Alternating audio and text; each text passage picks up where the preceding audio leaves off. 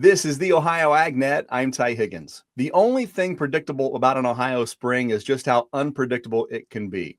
Chad Threewits is an Agronomic Service Representative with Syngenta. He's here to share his thoughts on weed management tips for an unpredictable spring. Chad, good to see you. Welcome in. Hi, thanks, Ty.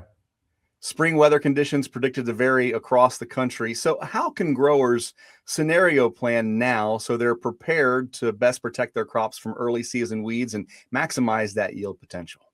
Yeah, I get asked a lot about, well, in a normal spring, what would you do? And, explain to me what that is anymore, right? So we've just had so much variability across the state the last few years. And I think really putting a plan together, we do that. I think think a lot about more of that for seed. We put our seeding plans, but having that crop protection plan that's put together out there that builds in some flexibility, whether that's on crop safety, residual, and maybe it's the weed spectrum that we're going after in that area. A lot of farmers now starting to think about planting earlier and earlier. What should growers keep in mind if the weather warms up and they want to get in there earlier than usual? Yeah, I think looking at programs that have a strong burn down capability. Every year it seems like we just get fields that green up earlier when it gets warm like this. And believe it or not, I'm seeing water hemp that's emerged, the first part of April to mid-April.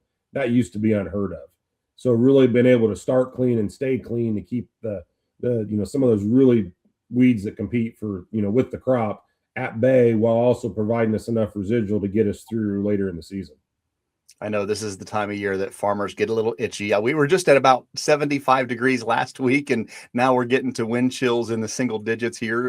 That unpredictability is certainly showing itself here in this Ohio weather. It's always a factor. So what happens if growers are unable to make a planned pre-emergence application due to Mother Nature?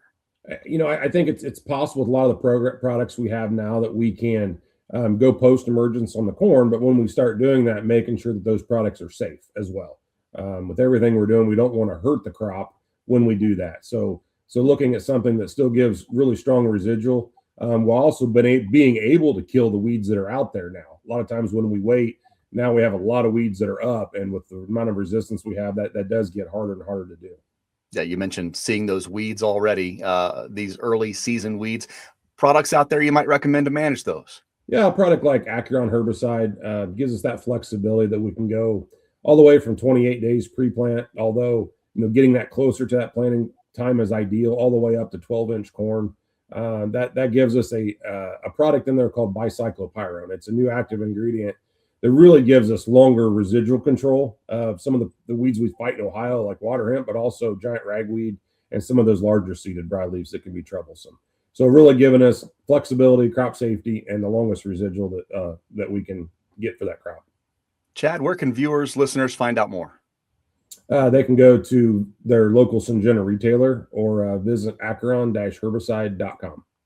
Chad Threewits, an Agronomic Service Representative with Syngenta. Always great to see you, and thank you for the insights. Appreciate it. Thank you.